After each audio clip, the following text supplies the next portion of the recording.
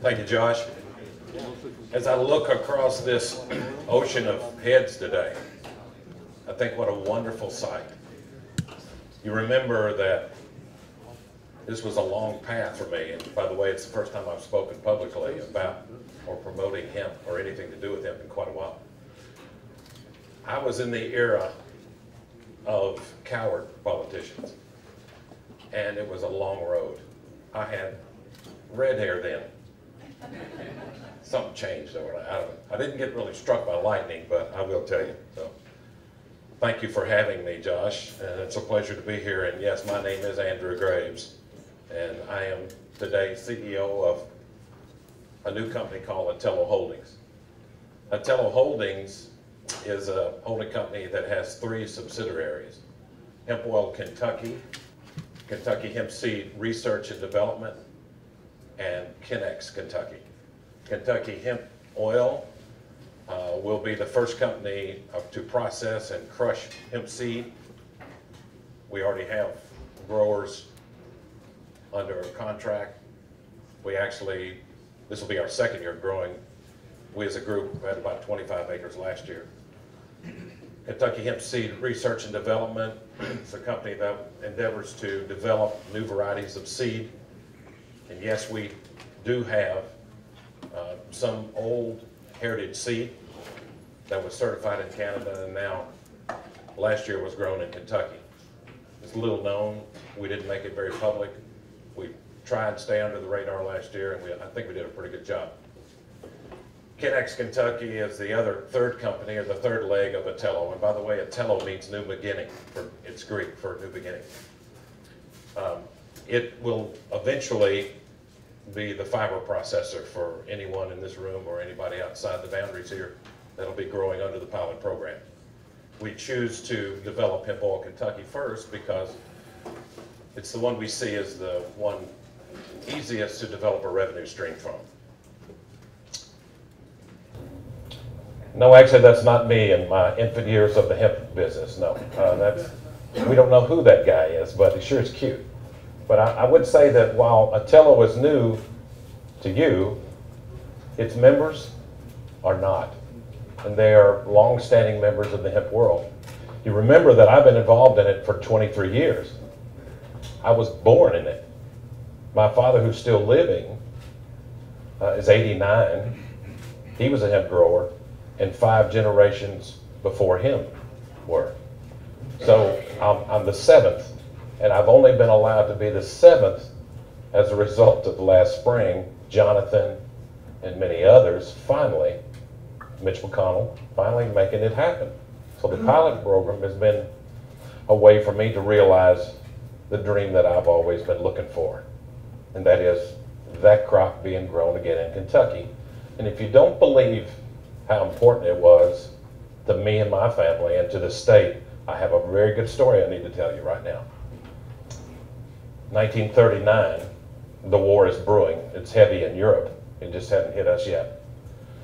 My dad's father had an idea that with a war coming, that hemp seed would be very valuable. He met up with a guy named Perry Glass in Nicholsville, Kentucky. Now this story is absolutely true, and you can look it up on the internet and verify it. Met up with a guy named Perry Glass, and they started buying hemp seed. It took them 2 years. Now we're talking about trying to find seed, a little seed to plant a few acres. Follow the story here. So in 2 years' time, they go as far as Missouri, and they buy what was to be, as they accumulated it in Lexington. And by the way, the bird flies fly that direction to Broadway and the old Penn Brothers warehouse, which was 10 acres under roof. There was enough hemp seed that they had acquired to cover the floor of that 10 acres 6 inches deep. It was the largest known amount of hemp seed in the world. The government came in after the first official act of the War Powers Act. This is after December 7th, the Japanese bombed us.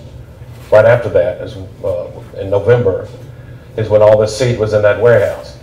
and a platoon of soldiers surrounded it, and they confiscated the seed.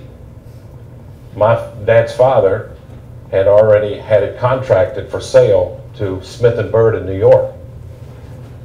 But it was later determined that the government said, and we never could figure out why they thought it was so valuable. They said there's no way in the world that one person should have been able to control that amount of seed because it's so strategic to the American public as a crop. There was 350,000 acres worth of hemp seed that they confiscated. It was later, they actually, for a war effort, started the Hemp for Victory with that seed. Packaged it up in little packages and sent it to all the farmers across this state and other states and told them all to grow hemp for victory. And you knew that story, but you didn't know where the seed came from. It was owned by one guy. So you can imagine me being born into that and how important it was, I thought, to get back to that. And you know what? We're there. We are actually there, and it's really it's a wonderful moment, I would tell you. So this little fella here was me, maybe, when I was about 7, thinking and hearing about all these great stories. There's still a lot of hemp equipment around, as you well know. So Atalo has its members. I'm the head of it. I've actually asked Tom Hutchins if you know anything about Burley Tobacco. Tom ran F.W. Rickards. And Mr. Rickards and Tom Hutchins built it into a unbelievably strong business. I think they had 80 to 90% of the world's burley seed market. And Tom successfully sold that business, and he was not doing much, so I asked him, please come help me. I had talked to him about this in the years gone by, and I caught him just at the right moment. And I know you all think this is crazy, but there's a certain karma that's happened to everything that's happening to this state and to you all and me. And that's one of them. This guy right here can help us make some unbelievably good Kentucky grown hemp seed. Dave Spalding, who's in the back of the room, is actually, we like to call ourselves the original pioneers. Dave Spalding, me, and Joe Hickey were the first ones to get involved 23 years ago, and then later on Craig Lee. And so these two guys out here on the sides have been instrumental in trying to help get things going for a long time. But Atalo is a for-profit company to help farmers bring their crop to the market. I want to spend some time because you all must understand that there's been a lot of things that have happened in days gone by to get us to where we are today. Joe Hickey, who's not here, he's working out of state. Joe was the first one to convince Barrett and Jones to create the first hemp commission, and it happened because Barrett and Jones as governor had one of those unusual things where they would have people that would come in and talk about whatever they wanted to talk about. It was an organized event. It happened on Saturdays. So Joe and his wife went to this event and signed up, and they went in, and he couldn't really divulge because he had to tell at the door what you wanted to talk about. He told them whatever he wanted to tell them, and they let him in, because if he'd have said hemp, they'd have thrown him out. And you all, you know, you've seen that happen before. Joe got in there, and Barrett Jones, who was married to Libby Lloyd, or is married to Libby Lloyd, whose family were big hemp producers, listened to what Joe had said. And Brereton came over to him and said, as the meeting was ending, Joe, I think you've got something here that might have some merit. And he said, what do you want me to do? And Joe said, well, I think you need to form a hemp commission and do some studying about it. That's exactly what happened. And some of it, the rest of it's history. Joe and Dave and I and Craig, the first hemp international symposium was right here in Lexington. What was that all for? You cannot push legislation in any state, Chris, until your public is well informed enough that you can stand up and make a coherent conversation with somebody who's in power. And unless there's enough voices, you can never get it done. This is why we're successful in Kentucky. Because this story started a long time ago. We lost the industry. Then voices had to be raised in order to bring it back. And it took a lot of time. Woody Harrelson, he helped bring the volume up. We love Woody. You know, he's a good guy. Woody was brave enough. Remember, we're talking about people with courage. He was brave enough to go up in Beattyville and rent a piece of dirt and get on CNN, and it was just for show. Drop some seeds in the ground. That made the publicity that helped us be here today. Joe Barrows over in Versailles, one of the few people that would actually sign up and present our bill in Frankfurt. That was the very first hemp bill. Took 2 years to get that done. I have to tell you, here's the next, this is very, very special to me, because I can remember Louis Nunn, and I called Louis and I said, I need some help. He was a friend of the family, long friend. I'm not able to push this. And besides that, he helped Woody. So through Louis, he helped push the hemp bill that passed in 2000. We even had, Louis helped me organize a meal that happened out at the Coach House. We had all the former sitting governors. You had Ned Breathitt, Julian Carroll, Louis. These were all people that were present. And what did they do? They added volume. They stood up with real courage and said, you know, this state was full of acres of hemp years ago. And we, as those guys that were once powerful because they weren't in those positions, we believe that this is a good crop and we need to do something with it. That was all part of this one here. Joe and me and Dave, actually I can remember sitting and forming the words in my mouth in North American Industrial Hemp Council, and that's the name they used.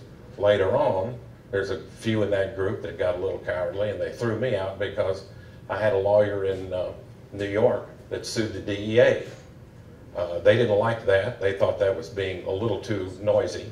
So they, you know what, it's fine. The North American Council is still in existence, I think, but they're probably not doing as much as Kentucky has done or is doing. We imported some of the first hemp bales. There again, down at the bottom, we brought in feral seed, which is very important, I think. And of course, we call it Denny because it took money to get it certified, and Woody Harrelson had something to do with that.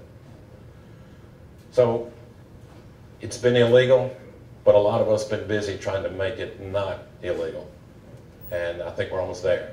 And it's been a lot of fun thus far, and it's getting ready to get really fun because now we can do something with it. So let's go back to Atalo so I can explain to you exactly, because some of you all may want to. We already know the size of this market. This market is blowing up like a balloon as we get closer to growing in the United States. The Canadians are the ones doing it. Atalo is going to give a path to market to all of their growers. We currently are seeing the pace of growth is big. The demand is outpacing supply, and Kentucky growers are soon to be part of that big, huge market that Atalo is stepping into. This is something that we want to impress upon everybody that grows this crop in the pilot program. We can allow you a way to monetize every aspect of your crop, from the stalks to the fiber to the oil that will turn into powder and protein, and well, there are three things we can do with it, all the way down to the flowers. We're not there yet as part of Atalo, but we're moving in a direction where we might offer that to growers. But suffice it to say that we're going to be able to, I think we've got near 400 acres that'll be under contract this year. We're using Finola seed. We have an agreement with Jace Callaway. I don't know if you all are familiar with Jace Callaway. Jace is an American-born Arkansas guy, went to school here, but married a girl when he was in Mississippi State. He lives in Finland, thus the name Finola. He developed that seed by going to the Russian vaults and pulling a couple out, and was able to breed that. And so if you're crushing seed, hemp seed in the United States or in Canada, or anywhere in the world for that matter, 85% of that seed is Finola seed. So he's got a huge part of that market, and we're using exclusively his seed. So we'll have, we're sourcing the equipment now for that. We have the property. We purchased the F.W. Rickard facility over in Clark County, Colby Road. I find it kind of uncanny that while we talk about this looking like an old tobacco meeting, the industry wanes, one industry wanes and another rises. It's the same thing that happened in hemp before. Hemp went downhill and tobacco rose. Looks like tobacco's out and hemp's on its way up. So I think it's kind of fitting, and Mr. Rickard, if he had been living, would certainly appreciate the fact that whatever his vision was for farmers is going to continue, only in a different crop. So that's where we'll be located. When we have an HIA meeting in the fall, there might be tours. I'm not sure, but we've talked about that. It'll be fun to do. So we have negotiated agreements to guarantee sale of 100% of our annual hemp production. We have exclusive sale agreements with Dr. Bronner. Dave Bronner has agreed to buy all of our hemp oil, whatever we have. If we have organic hemp, John Rulak has agreed to buy that. So we begin with sale contracts for growers to guarantee the sale. And whatever's left over that we can't sell, the guy in Canada, Sean Crew, who runs Hemp Oil Canada, has agreed to purchase it. So the farmers that sign up with us can feel safe that their hemp seed, if it's crushed or turned into another product, they'll get paid for it. So Kentucky has been a pioneer of tobacco. We're now, what? We're used to dealing with these really highly regulated crops. Everybody knew that they couldn't plant outside their tobacco base, didn't they? Everybody back then knew that they had to go to the FSA office, or we called it something else then. Everybody knew that you had to do something. You just didn't go out there and throw it in the ground. See the picture? It's a lot like what hemp's going to be. We're used to it. We can do this. You just have to play by the rules. The minute we crush the seed, it's legal to take it out of the state. We don't need to quibble so much about, well, I can't get across the state line with this seed. We turn it into a product that is legal. That's where Atalo comes in. That's what we do. We're processors. This is the face of Atalo. This picture here is on Robert L. James's farm, combining Finola seed last September. So it's a regular combine. That's an old combine even, at least not new. We have experienced people. We have people with passion for the subject. We have money and we have equipment. We will do this. We will be successful. And we urge you to check us out. Look at us. It's been a long run, and now we're all going to try and be prosperous with it instead of just talking about it, because we've been talking too long. It's Thomas Jefferson that said this: the best thing a man can do for his country is to add another crop to the field. And I think it's marvelous because, you know, living this dream, I never thought how powerful that statement is until I saw this crop going in the ground last spring. It forces the others, if you raised enough of it, the price of that to come up, or at least to be competitive. And it's really a powerful statement. And I'll finish by telling you that how wonderful it is after 25 years to come into a room of people who are actually growing it. We speak fluently. about the subject in this state. Other states look at us, and I wouldn't say they marvel, but they constantly pick up the phone and call their own legislators and they look what Kentucky's doing. Those guys are like miles ahead. Well, took a lot of doing to be miles ahead, but there's miles and miles to go. The opportunities in this industry, fledgling industry, are insurmountable. I mean, it's just every day our group of 7 guys get together and we just, once you start, the possibilities are endless and so much fun. And we're all going to have a lot of fun. And I would tell you all, just here in closing, that welcome to the new industrial hemp of Kentucky. Thank you.